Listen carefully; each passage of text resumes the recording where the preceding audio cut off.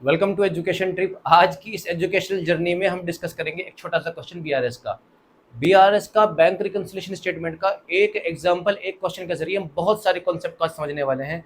चलिए शुरू करते हैं। ये फॉर्मेट है बैंक रिकंसिलिएशन स्टेटमेंट का। बनाने का तरीका, सॉल्व करने का तरीका अलग अलग हो सकता है। कुछ लोग यहाँ पर एक कॉलम और बना लेते हैं सीरियल नंबर का।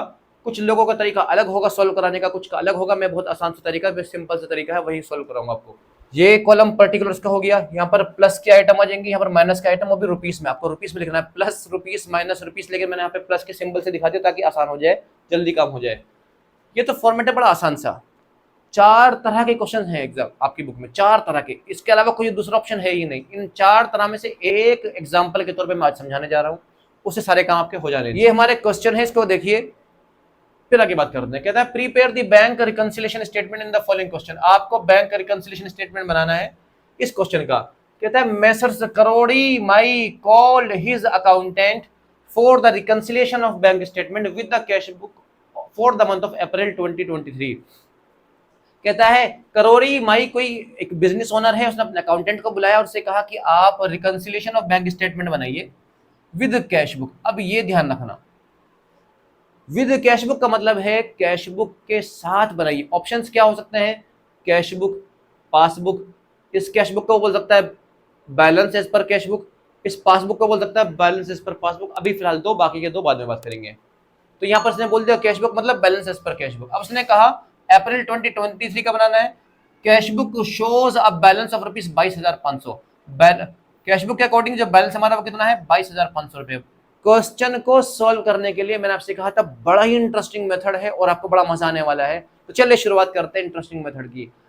आप और मैं, आप मुझे देख रहे हो स्क्रीन में, हो सकता है मैं आपको मेरे हाथ पैर आपको उल्टे दिख रहे हो मिरर इमेज की वजह से, बट ध्यान से समझने की कोशिश कीजिएगा। आज से जो आपका राइट हैंड है, चैप्टर को समझना है तो बड़े ध्यान से समझिएगा। आपका जो राइट हैंड, अपना राइट हैंड उठा के दिखाइएगा। आज से आपका राइट हैंड, इसका नाम बदल दीजिए, राइट हैंड नहीं है, यह है कैश बुक। आपका जो लेफ्ट हैंड है वो लेफ्ट हैंड नहीं, उसका नाम है पासबुक। ध्यान से समझना बच्चे। आपका राइट हैंड है कैश बुक, आपका राइट हैंड क्या है? Cash book. आपका लेफ्ट हैंड क्या है बच्चे? Passbook. Left hand passbook, cash book passbook. अब कभी भी आप ये नहीं कहना कि जी मेरा राइट हैंड है, मेरा लेफ्ट हैंड है। अब जिंदगी भर आप यही कहना ये मेरी कैश बुक है, ये मेरा पासबुक है। Cash book passbook, cash book passbook, बस काम खत्म, चैप्टर पूरा हो गया। इतना आसान लगेगा आपको कि क्या करा दिया सर आपने, पूरा ही चैप्टर फिनिश होगा। पूरा चैप्टर फिनिश। देखिएगा balance as per cash book दे रखा है 22,500 रुपए का। सबसे पहला काम होता है बैंक रिकंसिलिएशन स्टेटमेंट बनाने के लिए कि balance as per cash book आपको दे रखा होगा, वो लिख देना आपको। चलिए बेटा जी हम लिख देंगे यहाँ पर बैलेंस कैश बुक, और अमाउंट कितना है बच्चे? 22,500 रुपए का अमाउंट है। तो आप प्लस के कॉलम में लिख देंगे 22,500 रुपए। इतनी सी बात। यही बैलेंस अगर पासबुक के अकॉर्डिंग दे रखा होता है तो आप यहाँ पर लिखते हैं बैलेंस एज पर पासबुक और लिख देते हैं 22,500 रुपए प्लस के कॉलम में, क्योंकि आपका पैसा है, प्लस है, ये खत्म नहीं हुआ, ये नेगेटिव बैलेंस नहीं है, पॉजिटिव बैलेंस, आपका पैसा है। आप इसको प्लस के कॉलम में लिख देंगे। अच्छा आपने लिखा, मैंने लिखा फॉर्मेट, ऑफ फॉर्मेट मत लिखना, आप लिखना BRS। क्वेश्चन को फिर से देखते हैं और ट्रांजेक्शन को समझते हैं। ध्यान से समझिएगा, एक छोटी सी बात आपको बताना जा रहा हूँ। अगर आप चाहते हैं क्वेश्चन को समझना और अच्छे से सॉल्व करना, तो क्वेश्चन की लैंग्वेज को छोटे छोटे पार्ट्स में तोड़ देना। एक रूल था जो अंग्रेज फॉलो क्या करते थे, और वो था डिवाइड एंड रूल। वही सेम रूल आपको यहाँ पर अप्लाई करना है। आपको क्वेश्चन की सेंटेंसेस को डिवाइड कर देना छोटे छोटे सेंटेंसेस में, फिर आपको उनको समझना आसान होगा। कोई क्वेश्चन, कोई स्टेटमेंट ऐसा है, बड़ा स्टेटमेंट है, समझ में नहीं आ रहा, उसको छोटे छोटे पार्ट्स में डिवाइड कीजिए, फिर आप उस पर रूल कर पाओगे। देखिए जरा, बैलेंस लिखने के बाद क्या था? With the passbook the following discrepancies were noted. Discrepancies का मतलब होता है डिफरेंसेस। ये डिफरेंसेस पता चले हैं, ये कुछ चीजें अलग हैं। क्या है? कहता है check issued but not yet presented for payment 5,000 रुपए।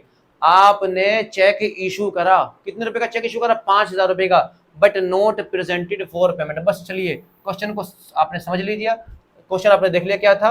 अब देखिए सॉल्यूशन। पहले सबसे पहली बात तो है कि जो भी बैलेंस दे रखा हो, प्रेजेंटेशन का तरीका बहुत अच्छा होना चाहिए। आपको इस लेफ्ट वाली लाइन से, हालांकि मैंने लाइन यहाँ पर खींची नहीं है, बट फिर भी चलो एक बार आपको दिखा देता हूँ। एक्सट्रीम लेफ्ट या एक्सट्रीम राइट में लाइन ड्रॉ नहीं करते कभी भी, बट मैंने आपके समझने के लिए करा दी। आपने एक्सट्रीम लेफ्ट में टच करके लिखना है balance as per cash book, काम खत्म। अब जो भी ट्रांजेक्शन से लिखेंगे उनको थोड़ा सा मार्जिन के साथ यहाँ से लिखना शुरू करेंगे। ठीक है ना बच्चे, ये प्रेजेंटेशन का तरीका है, इसको आपको ऐसा ही रखना है। तो सबसे पहले ट्रांजैक्शन लिख देते हैं। ट्रांजैक्शन क्या है? ट्रांजैक्शन है चेक इशूड, आपने चेक इशू कर दिया but not presented for payment, लेकिन वो प्रेजेंट ही नहीं हुआ है, बट नॉट प्रेजेंटेड। शॉर्ट करके लिख देते हैं, कोई मसला नहीं है। अब आ जाते हैं कैश बुक पासबुक पे। चलिए डांस कराते हैं आपको। आपने चेक इशू करा, चेक इशू करा तो आपने क्या करा होगा? आपने अपनी कैश बुक में बैलेंस कम कर दिया होगा। बात समझ में आ रही है बच्चे? जब आपने चेक इशू करा तो आपने कैश बुक में बैलेंस कर दिया। ये है आपकी कैश बुक, ये आपकी पासबुक। निकाल लीजिए इसे, बराबर कीजिए दोनों के। ये बिल्कुल तराजू के दो पल्लों की तरह है। जब आपने चेक इशू कर दिया तो आपने कैश बुक को घटा दिया होगा। आपने अपनी कैश बुक में तो एंट्री करी होगी ना चेक इशू करने की, तो आपने कैश बुक में बैलेंस कम कर दिया, चेक आपने कैश बुक को घटा दिया, कैश बुक घट गई।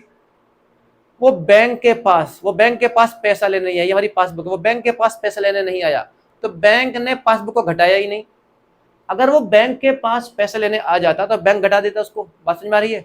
तो बैंक ने तो नहीं घटाया भाई। अब ये मिसमैच हो रहा है, ये बैलेंस नहीं हो रहा है, बराबर नहीं हो रहा है। तो बराबर करने के दो तरीके हैं, या तो उसको घटा दो तो बराबर हो जाएगा, या इसको बढ़ा दो तो बराबर हो जाएगा। बात समझ में आ रही है? जिस तरीके से मान लीजिए आप कुछ सामान खरीद रहे हैं और आपने वेइंग मशीन में, तराजू में दो पल्ले होते हैं, वहां पर सामान रख दिया, बराबर नहीं हो रहा, तो कम ज्यादा करके बराबर कर लेते हैं ना उसको। बिल्कुल सेम चीज। या तो एक तरीका है कि आप पासबुक को कम कर दो, या फिर आप कैश बुक को बढ़ा दो। अब हम क्या करेंगे? हमें घटाना है या बढ़ाना? हमें कैश बुक के साथ छेड़खानी करनी है या पासबुक के साथ छेड़खानी करनी है बराबर करने के लिए? तो जिसका भी बैलेंस आपको दे रखा हो, बात समझ लीजिएगा, सिचुएशन यहां है। अगर बैलेंस पासबुक का दिया होता तो पासबुक को बराबर कम ज्यादा करते बराबर करने के लिए, और अगर बैलेंस कैश बुक का दे रखा है तो बराबर करने के लिए कैश बुक को ऊपर नीचे करना पड़ेगा हमें। बात समझ आ रही है बेटे? क्लियर है? तो यहां पर क्या हुआ, यहां पर बैलेंस दिया हुआ है कैश बुक का और डिफरेंस आ रहा है और कैश बुक कम है, तब क्या करेंगे बच्चे? आप कैश बुक को बढ़ा देंगे, प्लस कर देंगे। तो आपने लिखा check issued but not presented और अमाउंट है 5,000 रुपए। आपने बढ़ाया तो आपने बढ़ाने के लिए प्लस के कॉलम में लिख दिया 5,000 रुपए। कोई कॉन्सेप्ट नहीं है, कोई साइंटिफिक तरीका नहीं है समझने का, आसान सा तरीका, अपने हाथों से समझिए, 100% सही। आपने कैश बुक को बढ़ा दिया, कैश बुक को बढ़ा दिया, क्यों बढ़ा दिया आपने? मैंने आपको भी समझाया है, इसको बराबर करने के लिए। कॉन्सेप्ट को और ज्यादा क्लियर करेंगे थोड़ी देर के बाद। नेक्स्ट ट्रांजैक्शन देखिएगा, कहता है चेक डिपॉजिटेड, आपने चेक डिपॉजिट करा but not collected ₹8,000 but not clear, but bank ने अभी तक उसको क्लियर नहीं करा, बैंक ने अभी तक कलेक्ट नहीं करे पैसे। चलिए समझिए जरा कहानी, आइए बराबर कीजिए। कैश बुक पासबुक बराबर है, आपने बैंक को चेक दे दिया, डिपॉजिट कर दिया कि हमारे पैसे बढ़ा दो, तो बैंक ने तो पता नहीं क्या करा होगा, बट आपने कैश बुक में पैसे बढ़ा दिए, आपने अपनी कैश बुक में बढ़ा दिए पैसे, बैंक के पास अभी तक क्लियर नहीं हुआ, वो प्रोसेसिंग चलती है, मैंने बताया था 3 दिन 5 दिन लगते हैं। तो आपने तो अपनी कैश बुक में पैसे बढ़ा दिए, बैंक ने नहीं बढ़ाए। अब बराबर करना है, बराबर में इसको छेड़ेंगे या इसको? जिसका बैलेंस दिया हुआ हो। बैलेंस किसका दिया हुआ है हमें? कैश बुक का। तो कैश बुक हम कम कर देंगे बराबर करने के लिए, कम करेंगे तो माइनस के कॉलम में आप एंट्री कर देंगे। ट्रांजैक्शन लिखिए बेटा, ट्रांजैक्शन है check deposited, check deposited but not clear, लेकिन वो अभी तक क्लियर नहीं हुआ है। अमाउंट कितना है बच्चे? अमाउंट था सर उसका 8,000 रुपए। कहाँ जाएगी एंट्री? ये जाएगी सर माइनस में 8,000 रुपए। लीजिए, बहुत ही आसान टॉपिक है, बहुत ही ज्यादा आसान। थर्ड ट्रांजैक्शन देखिए, कहता है bank paid insurance premium ₹6,000, bank ने 6,000 रुपए की इंश्योरेंस प्रीमियम दे दी। आइए बराबर कीजिए। अब की बार बैंक ने क्या करा, जब प्रीमियम पे कर दी, बैंक ने पासबुक में बैलेंस कम कर दिया। हम क्योंकि कैश बुक बनाते हैं, हमें तो नहीं पता था, क्योंकि बैंक ने डायरेक्ट पेमेंट कर दी, हमें तो नहीं पता था, हमने नहीं करा। फिर से डिफरेंस आ रहा है। अब क्या करोगे? बराबर करने के लिए किसको छेड़ेंगे? अब कैश बुक को या पासबुक को? जिसका बैलेंस दिया हुआ हो, और बैलेंस किसका दिया हुआ है? कैश बुक का। तो आप कैश बुक को कम कर दोगे, कम कर दोगे तो माइनस में एंट्री होगी। अमाउंट है बच्चे 6,000 रुपए, आप लिखेंगे insurance premium paid by bank. Amount कितना है बच्चे? अमाउंट था सर 6,000 रुपीज, आप 6,000 रुपए माइनस में लिख देंगे। लीजिए, माइनस के कॉलम में 6,000 रुपए आ गए। आगे बात करते हैं। नेक्स्ट ट्रांजैक्शन है फोर्थ ट्रांजैक्शन, कहता है बैंक चार्जेस ₹1,300, बैंक ने 1,000 रुपए की 300 रुपए के चार्जेस ले लिए हमसे। बराबर कीजिए। जब बैंक चार्जेस लेगा तो बैंक पासबुक में पैसे कम कर देगा, हम तो कैश बुक में बैठे हुए हैं, हमें तो कुछ पता ही नहीं है। बैलेंस किसका दिया हुआ है? कैश बुक का। कम ज्यादा किसको करना है? कैश बुक को। आप भी कम कर दीजिए, कितने रुपए? 1,300 रुपए। आप लिख देंगे डायरेक्ट क्या है यहाँ पर, आप लिखेंगे यहाँ पर बैंक चार्जेस, आप लिखेंगे बच्चे बैंक चार्जेस, बैंक ने चार्ज किया कितना रुपया, 1300 रुपए। लीजिए नेक्स्ट देखते हैं क्या ट्रांजैक्शन है। नेक्स्ट कहता है directly deposited by customer into the bank account ₹8,000, एक कस्टमर ने डायरेक्ट डिपॉजिट कर दिए 8,000 रुपए। ओहो, डायरेक्ट डिपॉजिट कर दिए, दैट मीन्स हमारा बैंक बैलेंस तो बढ़ गया, हमारे पासबुक के अकॉर्डिंग पैसे बढ़ चुके हैं, बट कैश बुक में नहीं बढ़े अभी। तो हमें क्या करना है, बराबर करना है। तो बराबर करने के लिए क्या करेंगे, जिसका बैलेंस दिया हुआ उसको छेड़ेंगे। बैलेंस किसका दिया हुआ है, कैश बुक का, तो आप कैश बुक बढ़ा दोगे। तो कैश बुक बढ़ा दोगे तो बच्चे आप लिखेंगे यहां पर direct deposited by customer. Amount कितना है बेटा, अमाउंट था सर इसका 8,000 रुपए, तो आप प्लस के कॉलम में कर देंगे 8,000 रुपए। लीजिए नेक्स्ट क्या है, interest on investment collected by bank ₹1,200 रुपए। Interest on investment collected by bank, bank ने 1,200 रुपए कलेक्ट कर लिए, तो बैंक ने हमारा बैलेंस बढ़ा दिया, पासबुक में बैलेंस बढ़ गया। कैश बुक, आप ये हाथ की मूवमेंट मेरे साथ साथ करो, अदरवाइज कॉन्सेप्ट समझ में नहीं आएगा। बैंक ने पैसे बढ़ा दिए, हम तो अब बराबर करने के लिए कैश बुक के साथ छेड़खानी करेंगे, क्योंकि बैलेंस कैश बुक का दिया हुआ है, तो अभी बढ़ा देंगे, बढ़ेंगे तो प्लस के कॉलम में 1,200 रुपए। इंटरेस्ट ऑन इन्वेस्टमेंट कितने रुपए हैं बेटे, 1,200 रुपए। आपने बढ़ा है तो आप लिख देंगे प्लस के कॉलम में 1,200 रुपए। उसके बाद है नेक्स्ट ट्रांजैक्शन और लास्ट ट्रांजैक्शन इस क्वेश्चन के, बहुत इंपॉर्टेंट भी है। कहता है कैश डिस्काउंट अलाउड ₹500। आपने किसी को माल बेचा, आपने उसको 500 रुपए का डिस्काउंट दिया। डिस्काउंट का चैप्टर हमने पढ़ा नहीं था, अब इसके बारे में ज्यादा डिस्कशन नहीं करेंगे। बस एक बात है कि हमें इसको रिकॉर्ड नहीं करना था कहीं पर भी। Was recorded on the debit side of the bank column. आपने बैंक कॉलम में 500 रुपए गलती से लिख दिए कैश बुक में, मैंने पढ़ा है तभी थोड़ी देर पहले, एरर भी हो सकता है, गलती हो गई हमसे। पैसे थे डिस्काउंट के, बट हमने कहाँ लिख दिया उनको, हमने उसको बैंक के कॉलम में लिख दिया 500 रुपए। आपने बैंक बैलेंस बढ़ा दिया कैश बुक में 500 रुपए का, तो कैश बुक का 500 रुपए बढ़ गए। बैंक थोड़ी बढ़ाएगा, बैंक थोड़ी बेवकूफ है कि आपने गलती कर दी हम भी गलती कर दें। बैंक ने बैलेंस नहीं बढ़ाया, बट आपने बढ़ा दिया था। अब आप क्या करोगे, आप कम करोगे। क्यों कम करोगे, हमें बैलेंस दिया हुआ है कैश बुक का, हमें छेड़खानी इसके साथ ही करनी है जो भी करनी है, तो आप इसको कम कर दोगे। कम कर दोगे तो माइनस में 500 रुपए। आप क्या लिखेंगे, आप क्या लिखेंगे, यहाँ पर क्या किया था आपने, आपने एरर कर दिया था, आपने डिस्काउंट को लिख दिया था, आप लिख दोगे wrongly entered in cash book. क्या अमाउंट था बेटे, अमाउंट था सर कितने रुपए का अमाउंट था, 500 रुपए का। आपने 500 रुपए क्या करने हैं, माइनस कर देने हैं। बात क्लियर है, ये था फॉर्मेट। अब इस फॉर्मेट को मैं इस तरह कर दूं ताकि पूरी स्क्रीन पे आपको नजर आ जाए। देखिए बच्चे, हमने बनाया है बैंक रिकंसिलिएशन स्टेटमेंट। इस बैंक रिकंसिलिएशन स्टेटमेंट में प्लस के कॉलम में हमने बैलेंस लिखा था, और जो जो चीजें प्लस मानी थी वो बता दी, जो माइनस मानी थी वो बता दी। हमने रटा नहीं है कि प्लस में क्या आना है, माइनस कुछ भी नहीं रटा हमने सिर्फ हाथों की मूवमेंट से करा है। जो भी करा है इन हाथों की मूवमेंट से करा है।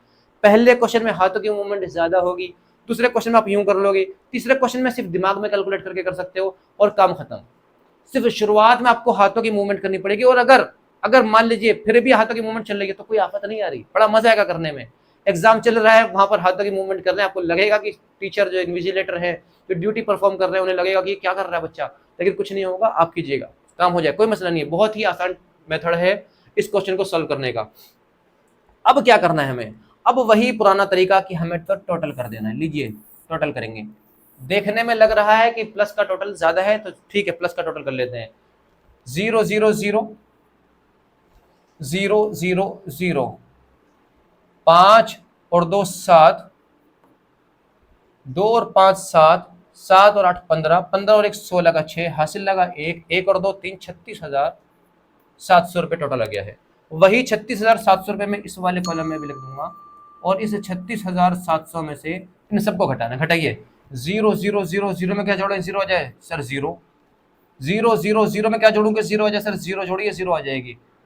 3 और 5 8 में क्या जोड़ूंगे, 7 आ जाए, 8 और 9 17 का 7, हासिल लगा 1, 1 और 8 9, 9 6 15, 15 और 1 16 में क्या जोड़ूंगे, 6 आ जाए, 16 में 0 जोड़िए 6 आ गया, 16 का 6 हासिल लगा 1, 1 में क्या जोड़ूंगे, 3 आ जाए, 1 में 2 जोड़िए 3 आ जाएंगे, तो 20,900 रुपये।